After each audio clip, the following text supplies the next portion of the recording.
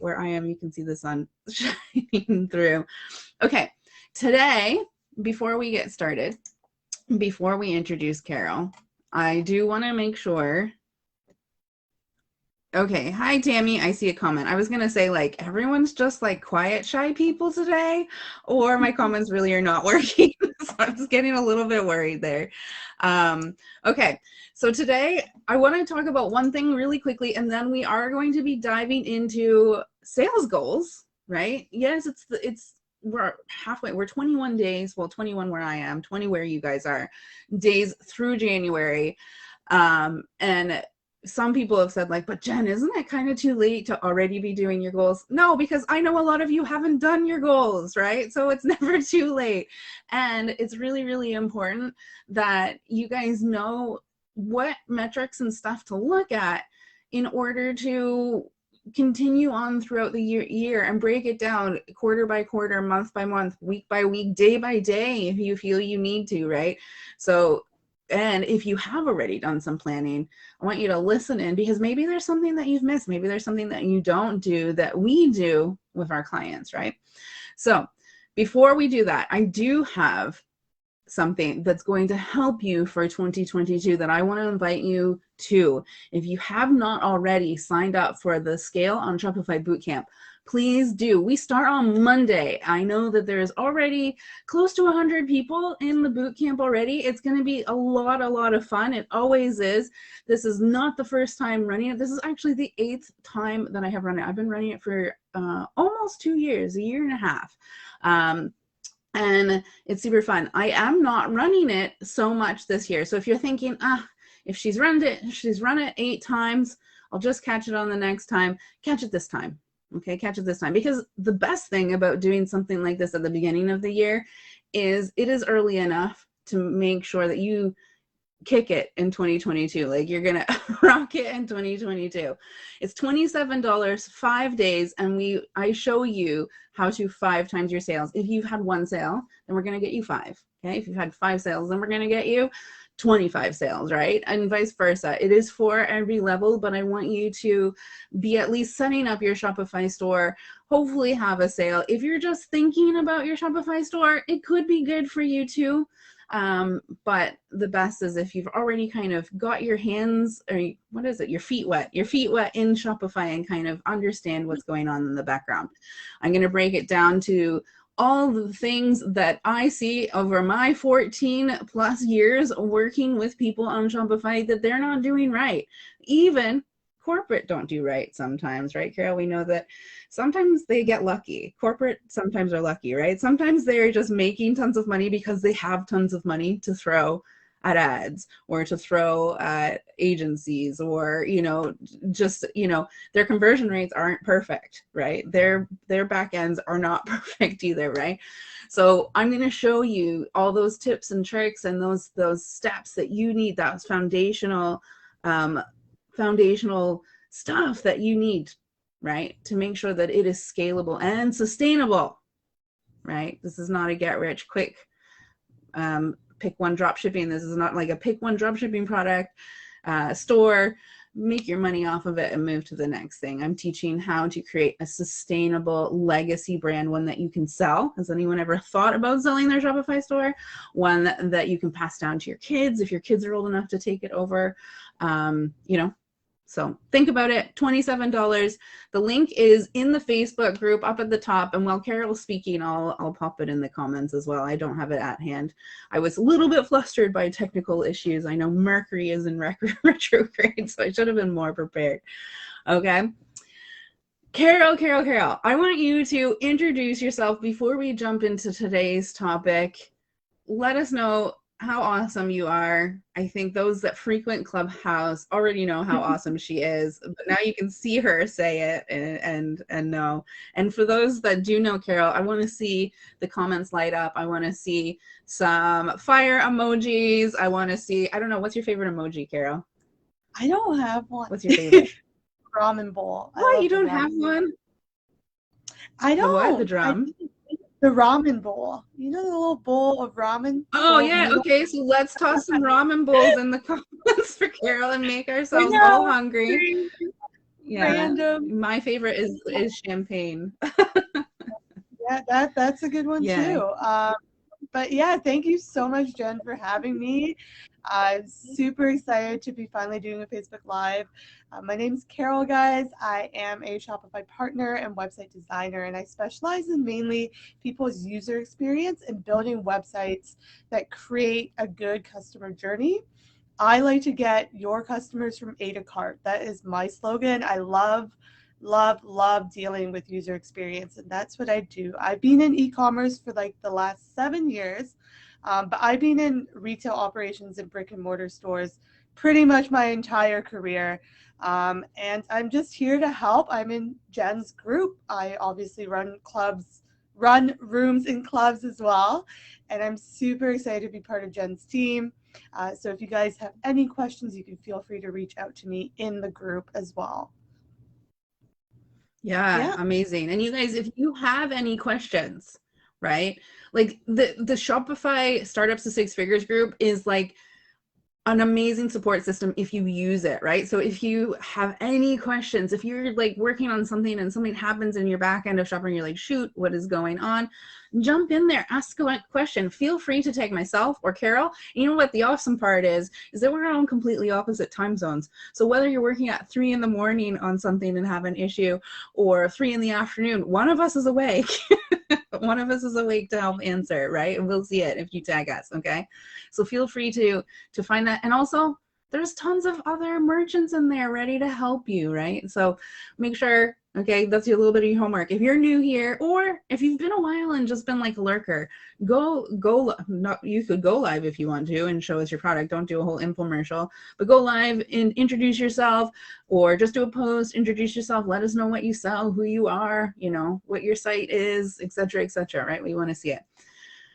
We're so excited. So today, Carol and I are going to be talking about sales goals, and I love talking about everything when it comes to e-commerce with Carol, but what I'm really, really interested in having kind of this back and forth, because Carol works in corporate, basically. You'll hear me call it that. I don't know if you call it that, Carol. Do you call it that when you work in corporate?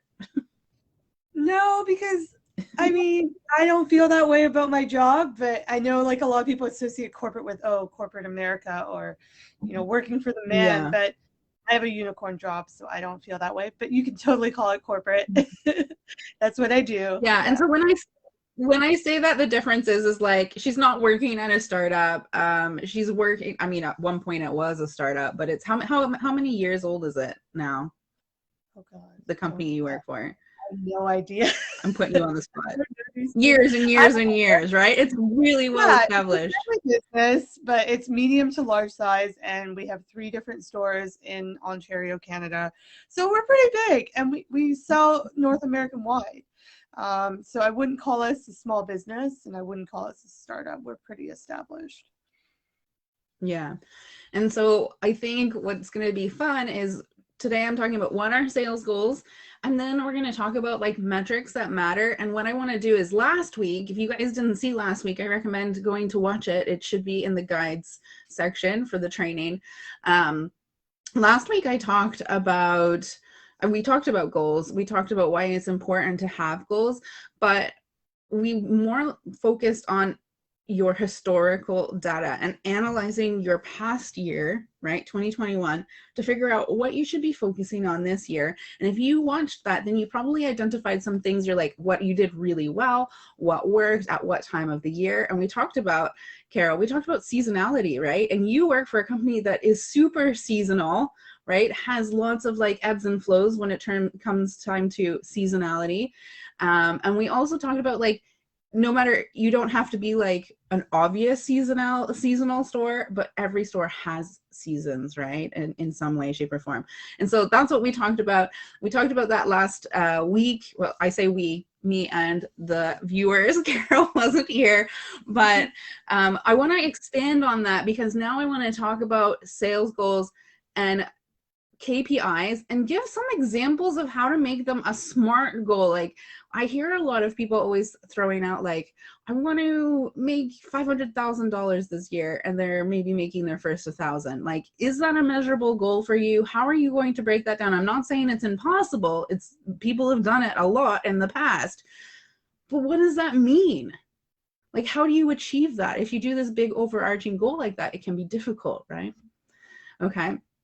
So we know as business owners, okay, that it is crucial to set your sales goal, okay? But without creating measurable targets, okay, to measure your sales performance, it becomes continually difficult to scale your brand. So it is important that you guys that don't know what you should be measuring, that you do start figuring it out and start measuring. And it doesn't have to be perfect, but start understanding your numbers, right? Knowing your numbers. Carol, how often do you have, because I know you do a lot of discovery calls with people, you do a lot of website audits. Can you give me like a percentage of how often do you think that when someone gets on a discovery call and you ask them some of their numbers, like their, you know, well, their metrics, you know, we're going to talk about them. What percentage of people like can say like, oh yeah, I know it's this? Right. So yeah, this is absolutely a question I always ask because it determines how I'm going to help my customer or potential client. And I would say only a handful of people, a very small handful of people actually know all their numbers. Like they can just list it off to me without going, oh, I haven't checked it in a while. Let me just like go into my analytics and look it up. So yeah, it's actually pretty surprising. A lot of people just are kind of flying blind, as I would say. And so that's always shocking to me, but we always go over those numbers and bring some clarity there.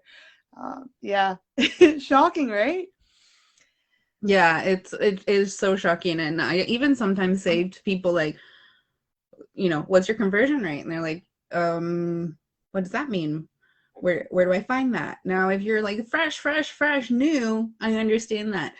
But I'm getting this from people that have been running for a year, 2 years, you know, and they understand like kind of the idea of a conversion rate, but maybe sometimes they'll tell me what their sales were, because ultimately a lot of people just see conversions as sales, right? And yes, in Shopify it is that, but you need to know both numbers. You need to know your sales and you need to know your conversion rates, right? Okay. So what are sales goals and why do you need them? What is really, really important is, like I said before, you can't just throw out numbers and hope that you reach them. It's important to like hone in on specific key performance indicators, KPIs, you'll hear people saying, right? And sales metrics that are going to help you to reach your sales goals. You're also going to want to make sure that your goals, going back to last week, align with your historical sales data. So if you maybe did 20K last year and you're saying I want to make 2 million this year, like, does that make sense based on your historical data? If you grew steadily last year, can you get to 2 million this year? For some of you, yes. Maybe for some of you, not. Like, you have to give some realistic stuff and break it down. How, if 2 million is your goal, how are you going to get there? Okay, so go back and watch that training after this one if you haven't seen it. I think it's super beneficial as well. Some people think just goal setting is just writing a sales number down. Okay. So for example, last week we said if you want to increase your annual sales by 25% year over year, okay, one way to achieve this may be aiming to raise your average order value, AOV, by 50% in 2022, right? Is that a place that you can focus? Okay, and we're going to list some of these things as well. Every store that is trying to reach a sales goal is not necessarily focusing on the exact same metric. There might be some stores that are like, oh, we're really focusing on increasing our average order value. Another store might be like, we're really working on increasing our retention rate because we're having people purchase one time and never come back, or our customer lifetime value. Okay, we're really working on our customer acquisition costs. We know customer acquisition costs, if you're using Facebook ads, can be astronomous. What's the word? Huge, massive, right? Okay, I know a lot of us might be focusing on trying to make that cheaper and find more organic ways to acquire. Okay, so why do you need sales goals? You need to have clear sales goals to contribute to your overall business expense, success, I should say. You should have Measure your sales performance. You should ensure your team, okay, if you have a team, feel accountable. I think I'm going to get Carol to talk on that a little bit too, because some people have teams, some people don't. And when your team is not motivated by your sales goals, what happens? You need to create sales targets that you can visualize, and you can motivate yourself and your team, if you have one, to reach sales goals. So before we dive in on how to set the sales goals and what they are, I want you, Carol, to kind of talk from a team perspective on what that does within the team when you guys set sales goals, and in your company, how does that work? Like, do you share it? Do you have it posted on a board somewhere, or how does that work? Well, absolutely. So funny enough, even though we are what you call corporate, we are actually operating on a very small team, much like a small business. So the digital team really consists of less than 10 of us. And so I'll give you an example. This year's goal for sales is, I think, another 4% increase from last year. And how we're going to get there is we've decided that our North Star, so our aim, is to increase average order value. Why? Because we looked at the rest of our numbers and we said conversion rate's good, abandoned cart is good. Those things are all good in our books. But this is the one KPI that we are lacking. So then we'll sit down with the team, we'll brainstorm ideas, and then we will set sort of like quarterly goals, like you were saying, setting benchmarks. And we base those benchmarks off of last year. So what did we do last year in this quarter? How can we improve it? What are we going to do? And then making sure that everyone on the team understands, like, if anything, this particular KPI has to go on the up and up. And this is how we're executing it, and this is how everyone on the team is going to do it. So whether you're in marketing, you are the person running the website, or you're the customer service, this is what's going to be in the back of your mind. The KPI is average order value. How are you going to bring that and translate it to your job? Yeah, awesome. That's so great. And I have worked on teams before where they didn't have this. Actually, last year I was asked to come, and really it looked like it was a surface level problem that I was fixing. I was going, and their website was just outdated. It didn't look nice, right? And so I was going to make it look nicer. But what it turned into, it snowballed into there was no back end, there was no SOPs, right? The team wasn't communicating. And even when I started doing individual interviews to figure out where things were broken in their ecosystem, I was like, what do you know about the sales goals? Or what's the goals for your department? They didn't know. They didn't know that the team had not, it wasn't a team, right? And so regardless if you're just by yourself or you have some people, even if it's like a part-time, I always say, like, this is my sales goal. You are helping me in my business. You are part of helping me achieve this. And oftentimes people feel motivated and want to help you do that, right? That's part of their job too, if you're hiring to do that. Okay, so let's talk about how to set those sales goals. Like I said, you should be looking at your previous retail sales history, okay? And you can be crunching those numbers, just like Carol made a good point, right? Her company that she works with, they've looked and said, look, we were lacking in average order value. So that's what our focus is, especially this quarter, right? So I want you to look back at the numbers and look and see where you could do better, okay? You can set an annual target, okay? You can set an annual target and you can divide that by 12 to set monthly sales goals. That can be a simple solution, but what I want you to think about is the ebb and flow of seasonality and some of the things that we're going to be talking about today, right? So you wouldn't divide your sales target equally over this year, right? Most people have a bigger sales target at the end, Q4, because traditionally with the holidays and Black Friday, that's when e-com stores or any stores in general make more money, right? Maybe it would be a little less even. Maybe it would be a little bit like there's two seasons, right? So maybe in the springtime you make it's a big season for you, and then Q4 is a big season for you. So Q2 and Q4, right? So have a think about that. Okay, so I also want you guys, I hope you have notebooks and pens, right? Be writing some of this stuff down. Okay. Hey, Jen, I see Jen's tuned in. Hey, Ada. Oh, Carol's been in the comments too. Hey, Carol, I see you in the comments. So, okay. I want you to kind of think about everything that you need to reach your sales goal. Okay. Is there software that you need, spreadsheets that you feel need to be made? Like, what do you feel like you need? Write that down. Then I want you to go and watch last week's training about historical sales data, okay, and seasonality. Go have a look at that. Number 3, we also talked about this last week. Figure out what sales channels you want to focus on, right? And we can't be everywhere. What do you want to focus on? Choose maybe 1 a quarter or 2 a quarter of the sales channels that were working for you last year that you want to scale, or one that was working for you a little bit and you just want to make it better, okay? What new products are you going to be releasing in your time frame, in the year that you're planning for, the quarter, the month, right? And again, put in your seasonal peaks and dips, okay?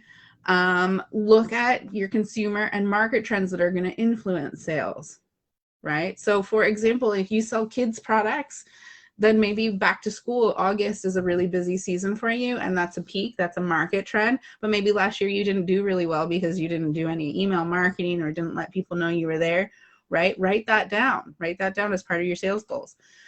Promotions and events throughout the year, and that kind of goes to what I just said anyway. And if you have a team, ask your team, what should our goals? What do you think we need to focus? What did not work well last year? That's a huge thing, right? Asking them. Okay. And then when we're setting our goals, make sure that they are SMART goals or any other kinds of, like, there's different ones. SMART is the most popular, right? The SMART goals, to make sure that they are attainable and not just broad, right? So make sure that they're specific, measurable, attainable, relevant, and time bound. Those are super important. And if you're not sure about SMART goals, I talked about those last week as well. Okay.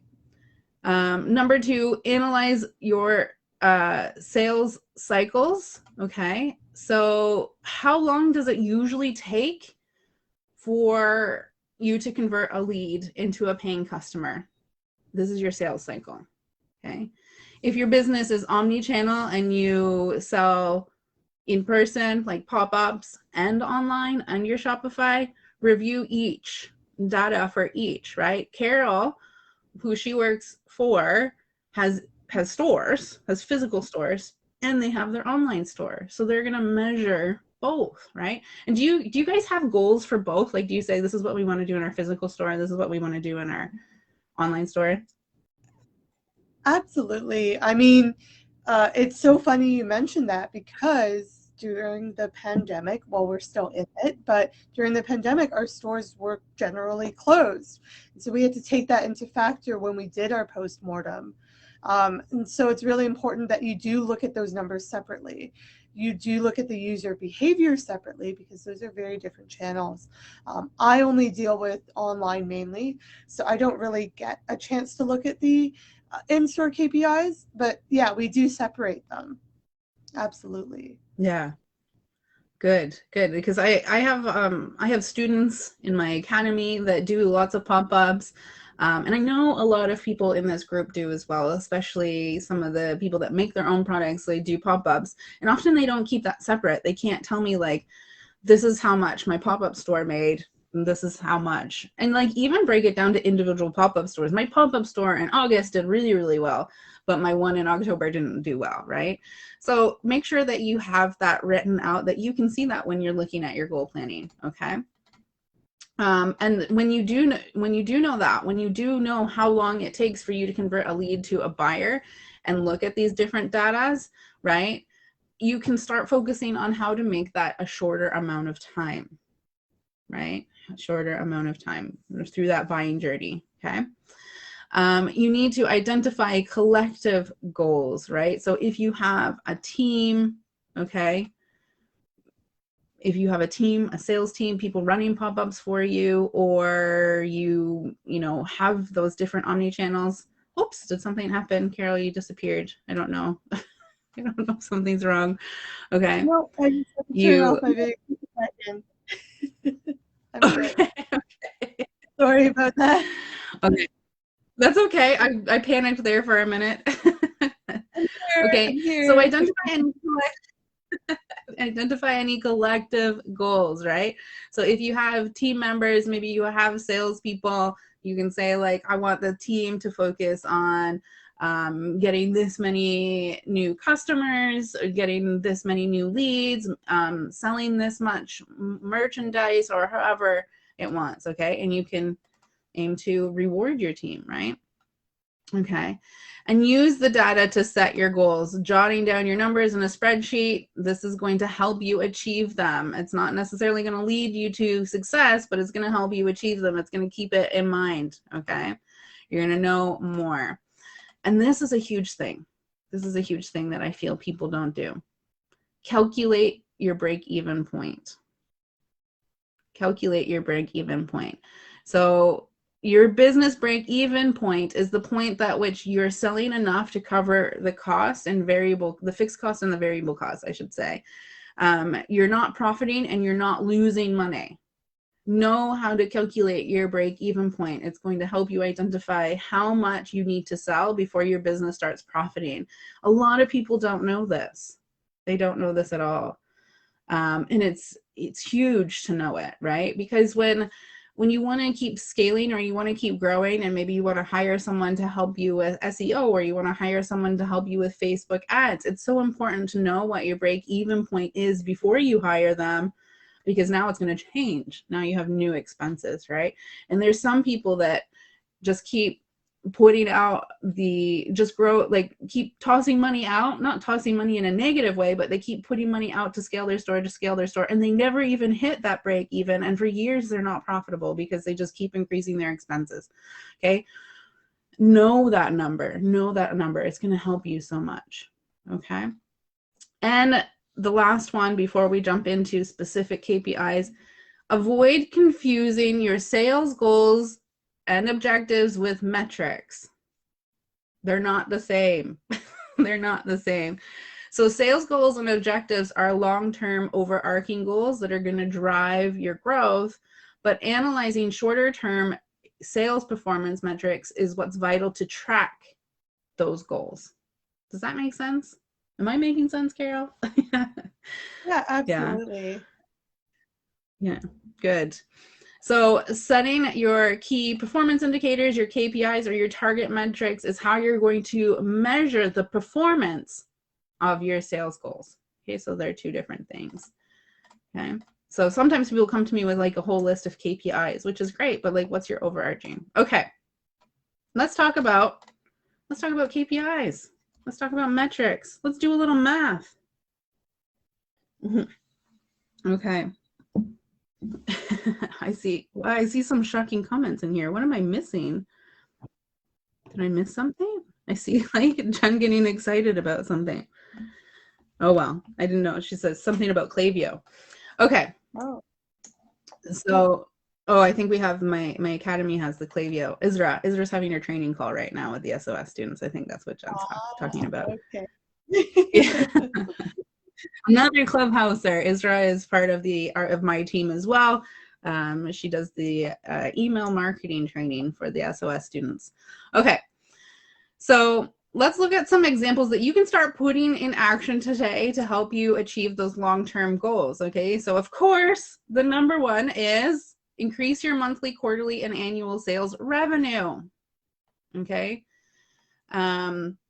Growing your sales revenue is obviously the heart of your business, and that's why it's super important to make revenue targets the foundation of setting your goals. Okay, a revenue target.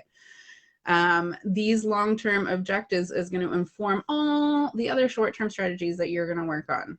Okay, you can start with your annual revenue goal and then break it down into smaller timeframes to help you feel a sense of achievement along the way. Okay, and having that big goal to look forward to is that great way to end the year, right?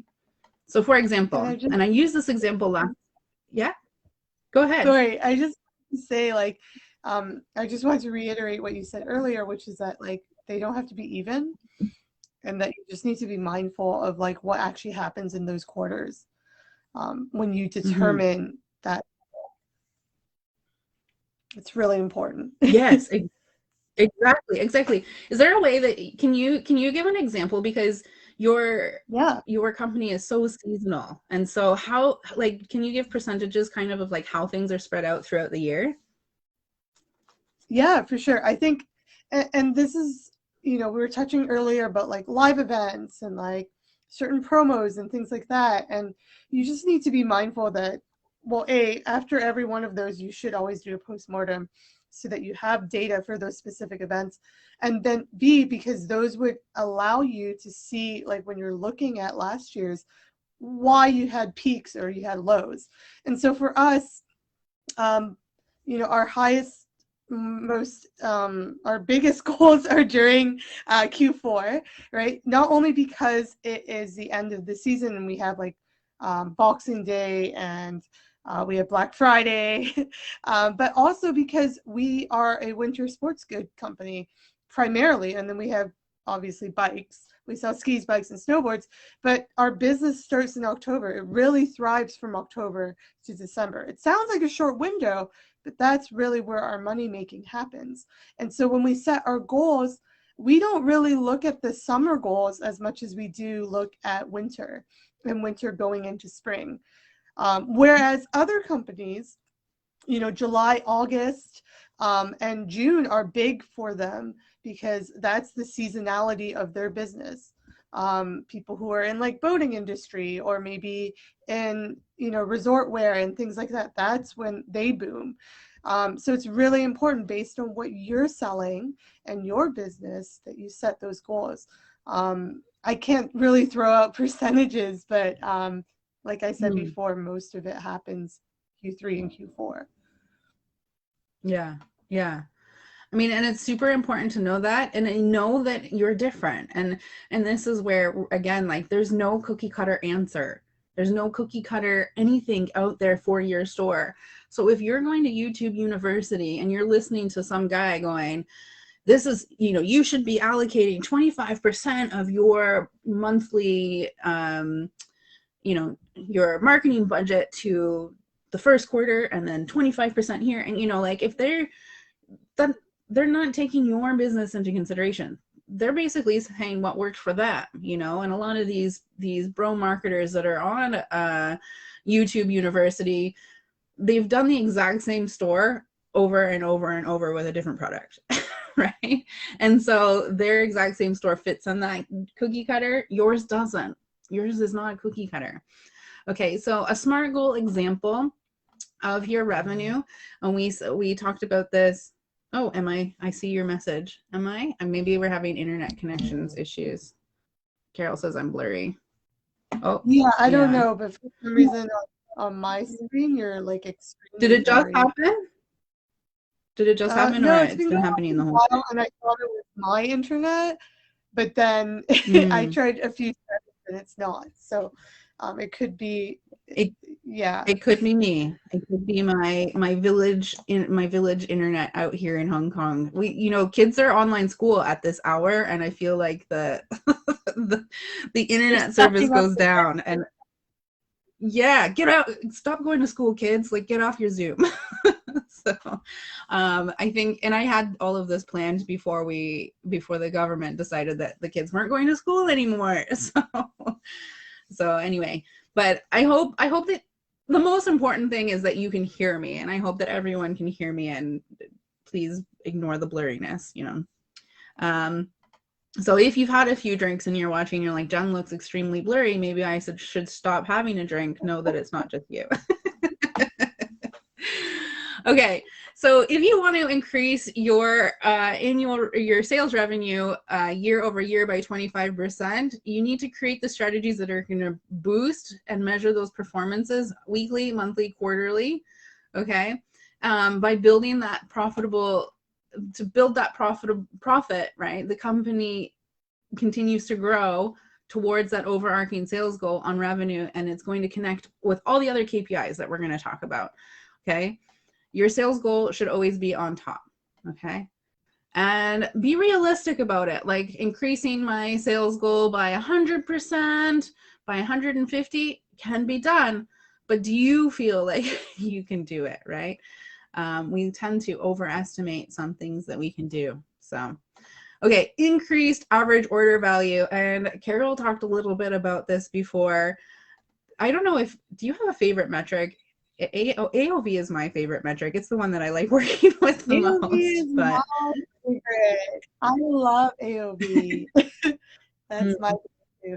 AOV and returning customer rate is my two favorite. Yeah, I feel those are the ones that we can get like the geekiest about. Like the strategies are endless, you know, when it comes to increasing the AOVs. And we as Shopify, you know, consultants and people that work in this industry, you know, it's the area that we can kind of use our creativity the most. I think maybe that's why we love this metric so much. Yeah. So Probably. Increasing your average order value, increasing your average order value involves strategies like product bundling, upselling, cross merchandising, okay, which means to like sell similar or complementary products. That main objective is to increase the average amount each customer spends at your business.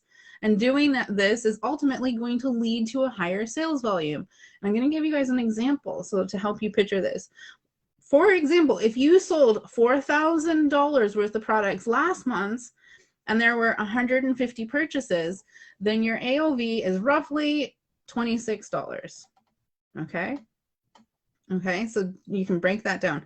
But also know that Shopify tells you what your AOV is, right? If you go into Shopify, go into your analytics section, the box right in the middle of your screen, if you're on a desktop, shows you what your AOV is, and it will show you whether it's been increasing over time or not, right? Okay. So this helps, right? This helps you.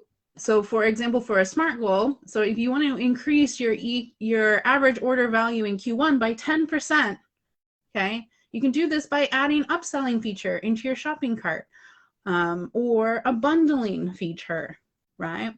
Or, you know, tons of things, right? What's your favorite way? What's your favorite way, Carol, to increase AOV?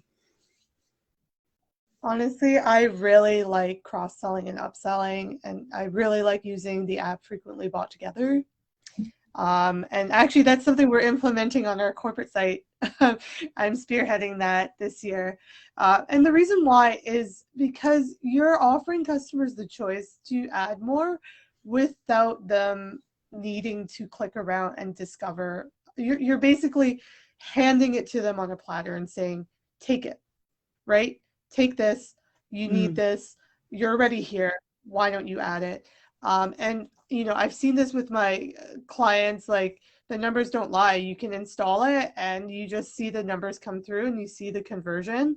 And especially with people with products with very small margins or products that are on the lower end of pricing, you don't want to be like shipping out the one product. You want to make it worth your while as well. And so I find that frequently bought together has always been like my number one method, cross-selling and upselling. Yeah, that's so key what you said too. Like, don't even just think about the additional revenue that people purchasing more. It's like your time is money too. And like, and your shipping, right? Like you would much rather send out a box with multiple products in it, you know, than not, right? You want to have more products in your orders. It makes it more worth it. Yeah. Yeah. It makes it so much more worth it, right? Yeah, have more stuff in it. Yeah, so good. And so many people don't have that. I feel like people are very overwhelmed with like things like frequently bought together, bundling, cross-selling, upselling. And, you know, nothing's set in stone when it comes to these things. Like when you set it up, it's not stuck there, right? It's really good to test. Like if you're not sure what products people might purchase together, test it. There's an algorithm. The app can use an algorithm. Once you start seeing people purchasing certain things together, you can lock it in. You can say, when people are on this product page, I want you to suggest these things.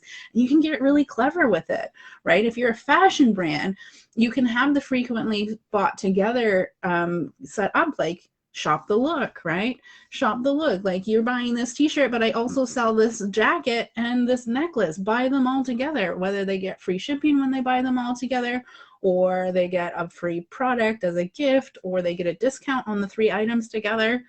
Get clever with it. Get creative with it. I know that usually, I will say as a consumer, if there is a suggested product on the product page, and you upsell me, probably 95% of the time I take the upsell. All the time. I don't know. How do you feel, Carol? Do you usually take the upsell? I will take the upsell. I will take the upsell even more if it's like I get a discount. But yeah, like, I mean, I'm already on the site. I'm already browsing. I've already come to your product. I'm ready to check out with it. But hey, like, if you offer me, for example, sometimes I get offered things I didn't even think about. And I'm like, oh yeah, I want that. Thanks for suggesting it, right? Like, much like a sales associate in a brick and mortar store. That's what you're bringing in, is the, oh, but how about this? But how about that? And that's what I love, especially when it's curated. Yeah, I mean, just think about it. If you like going into physical stores, right? That upsell is the candy at the checkout. It's the magazines at the checkout. How often are you standing there and be like, oh, I'll grab this pack of gum. I need these batteries, whatever's there, right? There's a reason stores do that. And your online store is no different. You should be having that. What's some things that people can easily grab together, when they're going to check out? Do you have some cheaper things that are complementary to the product that people are buying? And get clever with it.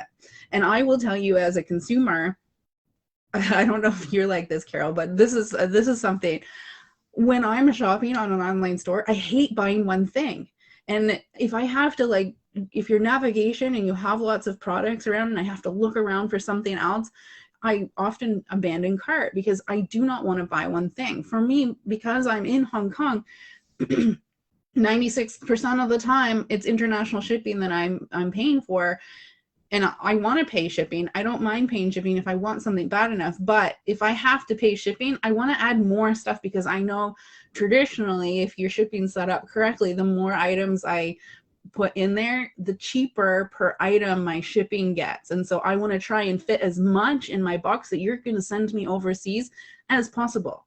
So if I'm coming to your store, I want to buy a whole bunch of things to make that shipping cost worth it. I don't want to pay $25 for one t-shirt and then $19.99 to ship it to me overseas. If I'm going to be doing that, I mean, and I know a lot of you guys probably do domestic, but markets is coming out, guys. You start thinking about international domination. I want you to, right? I want to shove 3 or 4 t-shirts in there. I want to be able to purchase. I want to be able to purchase a t-shirt for me, my husband, my son, or maybe multiple t-shirts for me or a friend, right? Upsell me. My wallet's open. I'm trying to toss money at you. But sometimes you guys don't make it easy. Your navigation's crazy. It's hard to find products. It's hard to see where things are. But if you have it right on the product page, hey, you're purchasing this t-shirt. Here's 3 other t-shirts that I think you'll like. Boom, done. I'm in and out, and you've got my money, right? And I'm paying international shipping. Okay? So think about that, guys. Sure. Yeah. Do you have anything to add to that, Carol, before we move on to increased customer? I just wanted to add something, but yeah. So in conjunction with that, you mentioned something about shipping, and here's the thing: a lot of companies offer free shipping on very small orders, and that's something I see a lot. If you want to increase your average order value, make people work for it, and also make that number something that is very much in their eye level. Like, I love when there is a countdown telling me like how much more I need to spend to get free shipping. I can't tell you the number of times I'm buying items that I only need 1 of, and I'm like, frig, if I don't buy 3 of these, I don't get free shipping, and it costs the same as buying stockings, right? Like, if I buy 3 pairs of $20 stockings, I don't have to pay shipping, and shipping's $20. Well, it's like getting free stockings, right? So like that sort of tactic in conjunction with a frequently bought together is like, to me, the golden ticket for average order value. Yeah, I 100%. That's such a great point, Carol. Make people work for free shipping. Make people work for free shipping, because they will. They definitely will. And they're like, you know, and people do that maths. They're like, oh, if I, you know, it's like getting a free product, just like Carol said. So make people work for it, guys.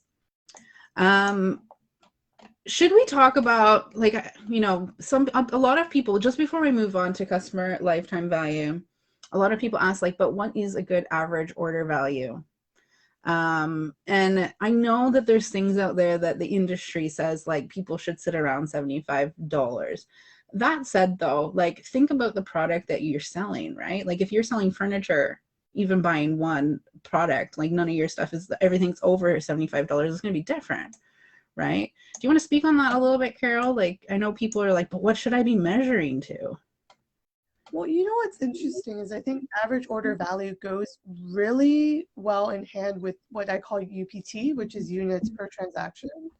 So, you know, like, you want your average order value to be, generally speaking, more than just like one of your average products. Like, that's my benchmark. If you sell a $35 candle, your average order value should not be 35. It should be, you know, 70, a little bit higher than that. I would say, like, to me, the average units per transaction should be 3. Someone should be always buying 3. And this is something I learned when I was working in brick and mortar. It was like enough that, and once again, like you were saying, breaking even or making a profit, like, what does it take for each person to spend, right, in order for you to survive or gain a profit, based on, bless you, based on the number of maybe transactions you see, or based on the number of orders you see, and based on the number of people that come in, what does your average order need to be in order for you to make profit? So if you have very little store sessions, your average order value might have to be pretty high in order to cover your bases.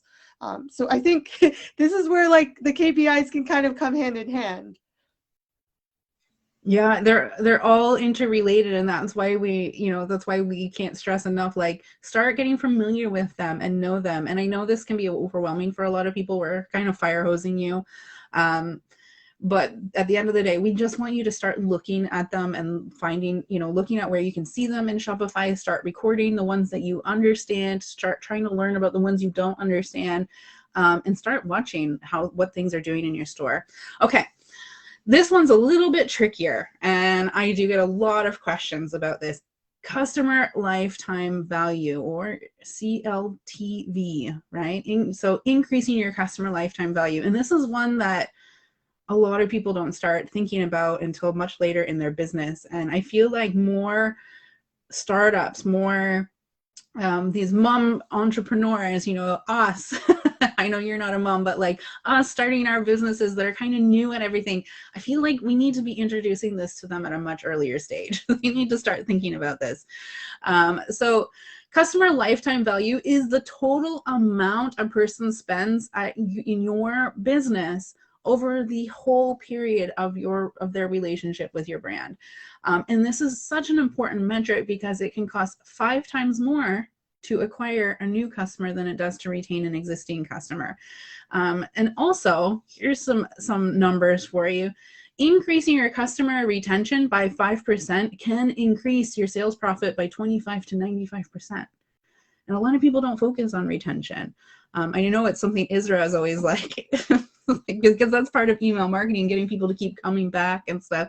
She's like, people will be like, I'll do that later. I'm just focusing on Facebook ads. I just want to bring the people in. And she's always like, no, like, do retention strategy now as well. So it can be tricky to calculate what customer lifetime value is. Okay, so I'm going to give you a little bit of math. You guys write this down. Okay, customer revenue per year. So you can look at your customers, look at some of your top customers or your average customers. You can see how much they've spent per year in the customer's area of Shopify, times the length of relationships in years, you might have to just kind of assume, right? Minus the total cost to acquire that customer. That equals CLTV, okay? So a little bit of a tricky math, but I want you guys to start thinking about it. So if we use math, for example, just to help you guys wrap your heads around this one, if a customer spends $5,000 in your business over a year, or sorry, per year, over 3 years, the initial cost to acquire that customer was $45. Then their CLTV, their customer lifetime value, is $14,955. Okay, that's what it is. Okay, and so if you want to see how much people spend in your store, right, and you can see when they first made their first purchase, go dig into your customer profiles. Okay, you can search and you can look at their purchase histories and get an idea of what your customers are doing, how long they're hanging out with you, how much they're spending. And you can also bulk import your customer profiles, right? You can export them to a CSV file, okay, work from a spreadsheet. Okay, so what strategies can you use to increase CLTV? Carol, I'm going to let you answer this one. What are some things that you can do? Well, that's interesting. So it depends on how many customers you have. You can really tailor things down. Like, so for us, we started loyalty programs, right? Loyalty programs are a great way to retain customers because you're giving them incentive for staying with you. Not only that, you're giving them incentives sometimes to help you gain new customers. What did they always say? Like a good word out there brings people in, right? So that's one strategy we often use. And then making sure that your post-purchase strategy for any customer, not even like your existing customers, but even the ones that you just gained, making sure that you're keeping them in the loop, making sure that you're always reaching out. You're looking at people who haven't spent in X number of days and saying like, hey, we miss you, come back, right? A lot of us, we buy at one store and then we just say like, oh, we're never going to buy there again. Or maybe like we only do it once just to test it out. But I am more likely to purchase from them again if they come to the forefront of my mind. So I think, and you said this before, Isra, retaining those customers through email marketing as well. Yeah, email marketing, loyalty programs, right, is another great one and one that people struggle with. What's your favorite loyalty program that you like to use? So I work with a lot of small businesses that don't want to spend an arm and a leg on like affiliate marketing or any of those big loyalty programs. So I use Smile.io. At its core, it's so easy, right? You can just do points for gift cards and you can do give 10, get 10. And you can also use that to increase your average order value. So I love Smile.io. A lot of stores, you've probably seen them use it. It sits in the very bottom right corner, very unintrusive, but is a little bit gamified. So that's my app that I go for. Yeah, same with me. I like Smile.io. You can't go wrong there, and it's pretty self-explanatory setting it up, and you can test different things with it and have fun. And there was a key word that Carol just said there: gamification. You know, even if your target audience are not gamers, we still like to have that competition of like points. And you know, one of the emails that I get, one of the stores that I shop at is Torrance, and they do I forget what they call it, Torrance Cash or something. They give you money. And they're constantly sending me emails like, your cash is expiring. And I'm like, I get this anxiety. I'm like, there's free money going out the window. I gotta go in and make an order and use this cash before it expires. I'm not joking. Like a few times a year it happens and I panic and I have to go purchase things because I don't want my cash. I mean, it's not real money, right? But I'm still like freaking out that I need to go use this free cash.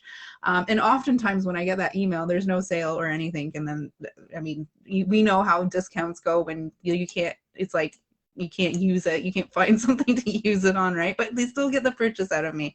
So have a think about it. And think about those that, who's keeping you as a consumer and what are they doing?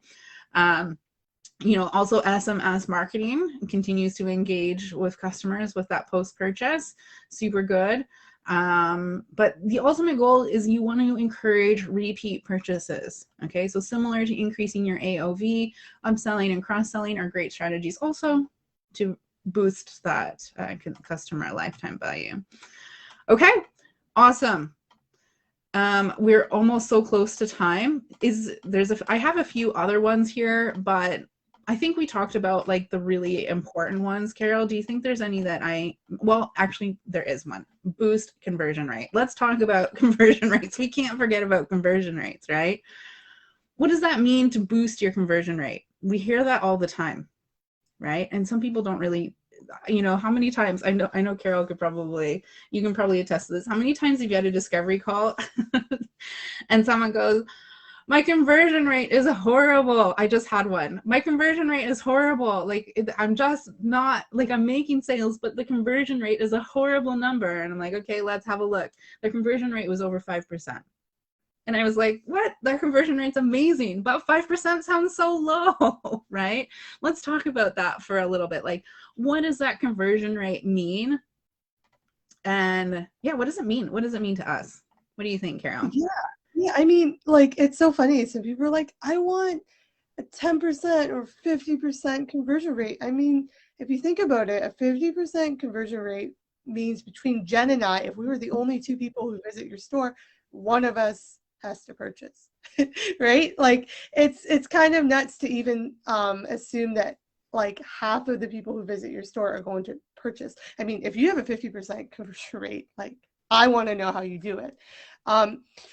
And conversion rate, remember, is also, people will come to your store 7 or 8 times before they may actually make a purchase. And so every time they visit, if you don't convert them, that's just counting towards your rate as well. So I think they say 4%, 4 to 6% is actually pretty good. And also you have to look at the number of people that are actually coming in as well, right?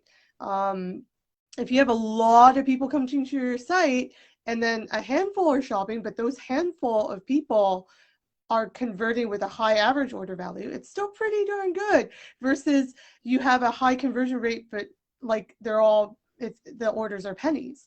So I think it's important to be mindful of what your industry standard conversion rate is, because every industry is different as well. Exactly. I mean, get familiar with what that means in your industry. And, they say in Shopify, the official data as of Q4, they're saying that e-commerce ranges between 1% to 4%, right? I like to tell my customers, we like to sit around 3%, but also, again, things are not cookie cutter. So it really depends on what my client is selling. And again, what is possible and what they're doing, right? But you can look at that benchmark. So if you're at 5%, know that it's not horrible. You're actually doing really, really well. And just to kind of give numbers, I know Carol did the 50-50, but if we think about it in, in numbers, if 100 people come to your store, right? 88 people, if you're at an average conversion rate, 88 people are leaving. And I know that sounds bad. And if you're in a physical store and you saw 100 people come into your store and 88 people walk out without sales, that would probably feel pretty devastating, right? But that's the reality of shopping, right? You see that in big stores, tons of people come in and then just walk out, right? So that's what it is. The more traffic that you send, that helps, right? You can do that. And I've worked with corporate that they're making millions and millions and millions on I have one right now that makes quite a few million a year. Their conversion rate's at 1.74%. That's what it sits at. It likes to sit at that. We try and adjust it. It just is right now. We're still working on trying to increase that, right? But they make millions of dollars. How are they doing it? Their traffic that they send is massive, and their average order value is really, really high. It's over $100-something, right? And so there's an example, right? I don't know if Carol, you want to speak on that? Yeah, I mean, just remember that they have the money to cast the biggest net, right? If you think about it, when you're catching fish, right? Are you reeling them in individually? Or are you casting this big net hoping that you're going to catch a big fish in that pond? Yeah. I know that's a weird analogy, Yeah. but and so like I think you're absolutely right, Jen. A conversion rate is one of those things you have to kind of take with a grain of salt, and you have to look at like you have to look at that in conjunction with like your store sessions, and that's kind of generally how I look at that number. Yeah. Yeah, exactly. Yeah, I mean, and that's the thing too. They spend they make millions, but they also spend millions on their advertising and stuff too. So that's also, you know, they have the money to throw at that, right? Okay, before we end, I want to do some quick list of various tactics you can use to increase your conversion rate. Okay, and so number one is find an audit session by Carol or I. You know, sometimes no, I'm just joking. Sometimes, well, I'm kind of, but not. You know, sometimes we do clubhouse rooms where we're doing audits. We're gonna, you know, a lot of the stuff that when we're looking at your website, the goal is to increase conversions. We're spotting problems where people are getting confused on your website, what's happening, you know, different things, right? Different information. So optimizing your product pages, okay, with detail, good images, shipping information, guys, refund or return policies on your product pages. We don't want to dig. We don't want to dig to find out how to return products. People are nervous if they feel like, especially clothing, if they're not sure how to return it if it doesn't fit, right?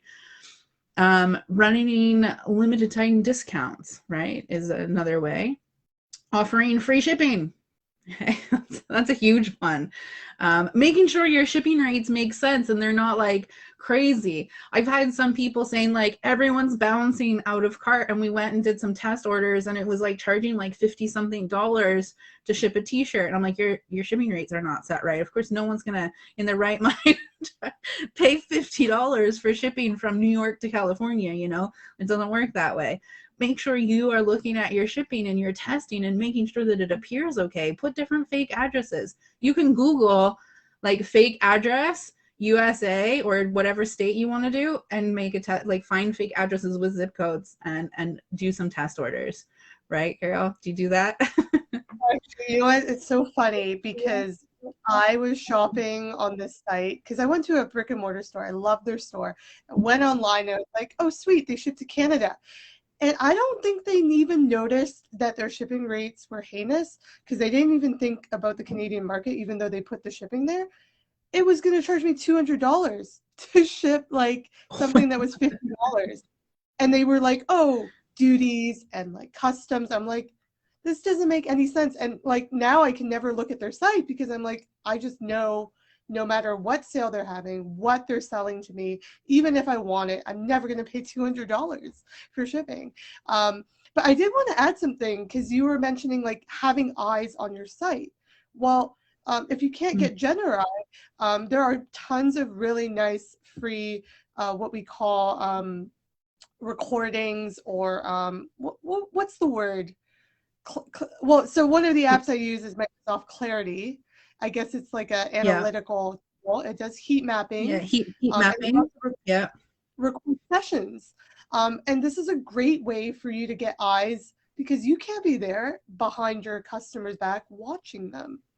And so Microsoft Clarity is completely free. We use it at my store. I just downloaded it. I love it. It actually has some really cool things like dead clicks. Like, are there links that aren't working? Is your cart even working? And they have one called rage clicks, which is if someone like is rage clicking and can't open something, which I thought was funny. But anyway, you know, Lucky Orange, Microsoft Clarity, run them for very short periods of time, but they're good for understanding how people are not converting. Yeah, for sure. And you get to see how much time people spent on your store, what pages they went to, how long they spent on those pages. It's all useful information, right? Sometimes my students, if they're using Lucky Orange or any of these, records it and they can watch it back and they'll say like, what is this telling me? And we've actually watched recordings where we've seen people trying to like put stuff in the search and the product that they're looking for isn't coming up, and then they bounce. Like we can see what they're typing in to figure out what they're looking for, and it's not coming up. Oh, well, something's wrong with your search. Like this is a way to spot bugs that maybe you didn't know, right? That are bouncing people. So pricing your products competitively, right? Making sure that, you know, you justify your price if you're higher end in your niche, that your landing pages, your product information is justifying why it might be a little bit more expensive than, you know, because people ultimately price compare, don't they? You know I have like a Google Chrome extension that when I'm looking at something, Amazon pops up and it's like, we also sell this in Amazon for this much money, right? It's always reminding me, like, buy from Amazon, buy from Amazon. So make sure it's okay to be the higher end. It's okay to price outside the box that maybe your niche has, but you need to justify it, right? You need to show people that experience, that brand experience, that like, I don't care that I'm paying more. People will pay more when they really identify with your brand and the experience that you're giving. But make sure that that is all kind of part of your strategy, right? I don't know if you want to add to that, Carol. Yeah, I mean, sorry, I just had a brain fart here. But so, you know, you were talking about like if your product is on the high end, right? So we talk about this a lot, images, right? If someone can't feel your product, they can only see it. How are you going to emulate that same experience if they went and picked up that candle from, you know, your counter, right? They can't smell it. They can't feel it. They can't, like, you know, they only have a picture to go by. So utilizing that viewport and choosing images that maybe aren't just like your product on a white background. I talk a lot about this in the space where it's like food or things that are scented. If you have a caramel apple cider candle, right, put apples around it, put cinnamon around it, put pictures of, you know, festive things, or put it on a table next to a cozy fire. So you're emulating the feeling of that luxurious candle, right? So these are things that really convert. Like if I see where I could be using something, I'm more likely to purchase it because I can relate. You're breaking down that relatability barrier. Yeah. And not just images too, like your text, right? Especially, let's talk about the scent, you know, anything with scents. Scent evokes memories for people. So can you tell a story? Can you evoke that memory or that emotion in people?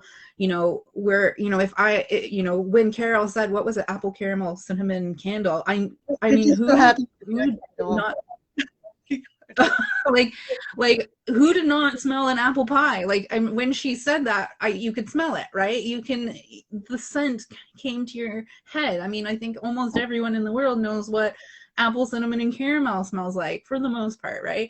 And so, you know, yes, that's the title of your product, but how can you bring that in? Like, if you're having a picture, like Carol said, of next to a cozy fire, talk about the cozy fire in the product description, like the perfect candle to curl up with a good book and a warm blanket on a snowy winter's day. I just painted a picture. Which bookworms are going to purchase that, right? Boom, done. Right? So tell the story. You know who your customer is and what situation that they're going to be using that candle, right? And tell that story. Also a very great way. You know, some people have such generic product descriptions. I'm always like, boring. You know, like, people do read them, right? Space.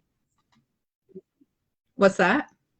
Especially if you're in the drop shipping space, right? Using generic descriptions is one sure way for people to be like, oh, well, I could probably get this somewhere else. This is the same description I've seen somewhere else. Happens all the time.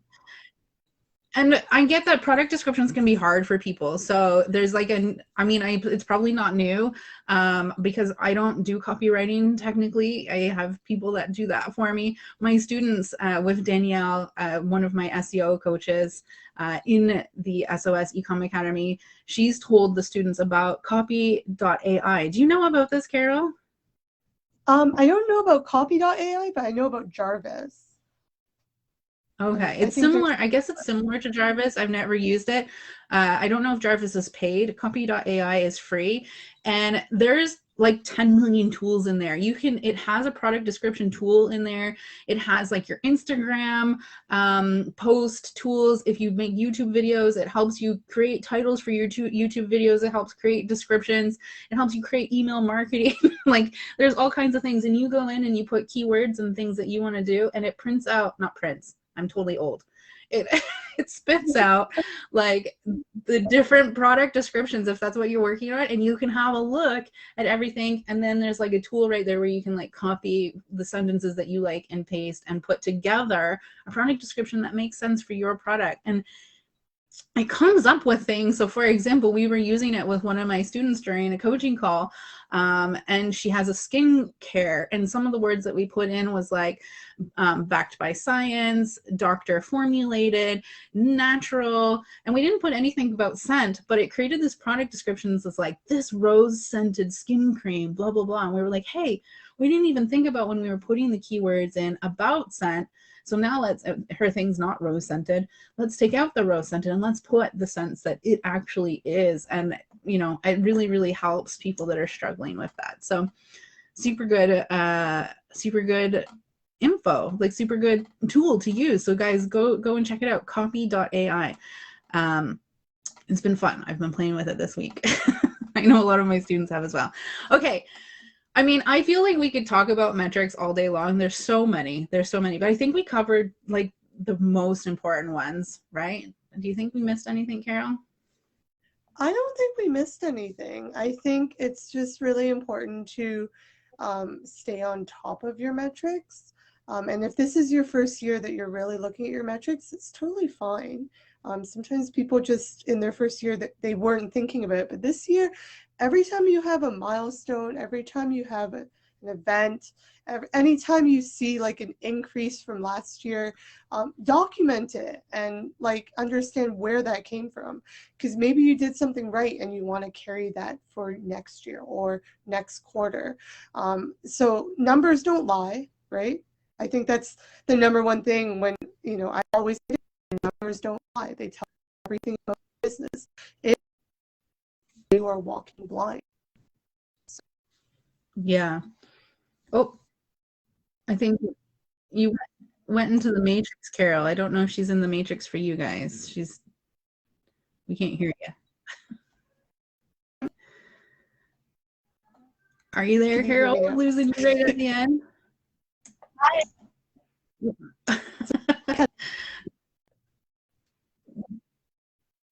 Good old internet right at the end. Yes. I think we heard you like record, you know, start looking at it, even if you're new to it. Start looking at it. Oh, you're back. You're out of the matrix now. Back? Okay. I was just saying, yeah, look at everything, record, you know, your highs, your lows, you know, keep an eye on your metrics. And even if you don't have a last year, you know, post-mortem, you can start this year, and that your numbers don't lie.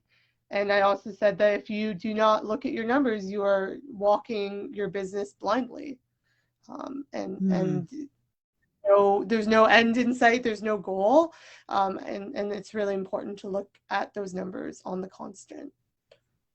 Yeah, and know that, and if you know how things performed, then do it again the next year. Like, so many people feel like they have a really good Black Friday, for example, and then the following Black Friday, they don't even consider what they did the year before. They're just like, oh, I heard this new thing from such and such place, and I'm going to do that. And we're like, but what you did last year worked. So why don't we just do exactly that, but multiply it? Like, how can we up level what you did last year? Why try something completely new, right? If it's not broke, don't fix it, right? And I know a lot of entrepreneurs have the shiny object syndrome. So if you feel like things they're working, but they're not working exactly how you want them to, don't just like wipe the slate clean and start new with somebody else's idea. Figure out what is and isn't working about what you're doing and focus on how to fix that, right? Right? I hope that was good.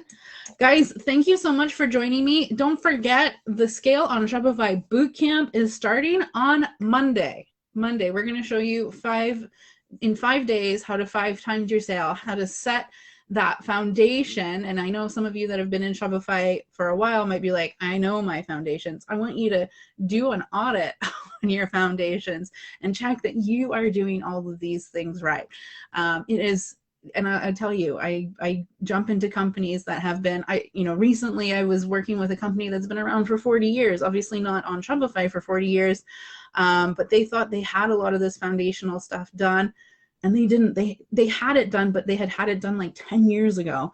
It's skills that I'm teaching you that you can replicate over and over, and things that you should be doing every year, every quarter in your business anyway, and at least having to look at it. Okay.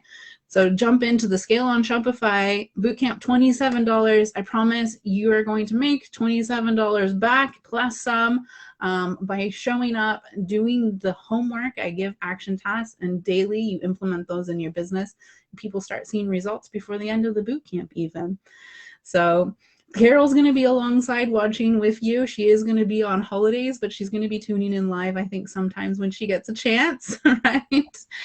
Yeah. Yeah. And we're gonna see you guys there. This Let's Talk Shop live show is still happening next week, even though the boot camp is on. Same time, same place. Next week we are, I can't remember. It's in my notebook. I have a topic for next week. I should have known what it is. But we're gonna jump into it. We're gonna give you something else of value. So thank you guys for hanging out for this long. This was a little bit of a longer session than I anticipated, but it's important information. And like Carol said, like, even if you haven't started, start now, right? Do something. If you're overwhelmed by all the ones that we listed, just start with a few. Start getting familiar with those numbers. Know those metrics. Know those numbers. Okay? Don't be afraid of them. Don't be afraid of your numbers. Thank you so much, Carol, for joining us. It's so nice to see your face instead of just hear your voice on Clubhouse. I want to have Carol here more often. Hopefully you become, if Carol wants to, become a staple to the show at least a few times. And we're gonna see you back, right, Carol? I hope you enjoyed being here. Oh, absolutely. I love talking Shopify. I love talking about e-commerce, and you and I always connect on those things. And so I'm happy to be here. I'm happy to bring some value. I just wanted to mention, even if you do have an established business, I mean, for $27, you could potentially tap into something you didn't even know you were missing. The sheer amount of clients I work with who have established businesses and don't realize that there's like little things that they could just tap into. And like you said, 5x. Wouldn't it be great to 5x your established business? So Yes. I think it's really cool. I'm excited to learn. It'll be my first time, hopefully, watching some of what you're doing, and I'm really excited. So thank you so much for having me, Jen. This was a pleasure. Well, thank you guys, and thank you guys, all those that stuck around and watched. And if you're watching on the replay, remember to do #replay for me so that I can keep track of who's watching after. And I will see you guys same place next week, unless you sign up for the bootcamp that is starting on Monday. The link is in the announcements above in the Facebook group, but you can also go to scaleonshopify.com. Sign up, bring your friends. It's super fun when you bring friends, and you hold each other accountable. You get a lot of stuff done in your business. I promise you that. Thank you so much, guys. And I'm going to try and figure out how to not go live. How do we get off of here? This is a whole new thing here. We'll just keep waving until, here, I found the end live broadcast. Here we go. See you guys. Bye. Bye.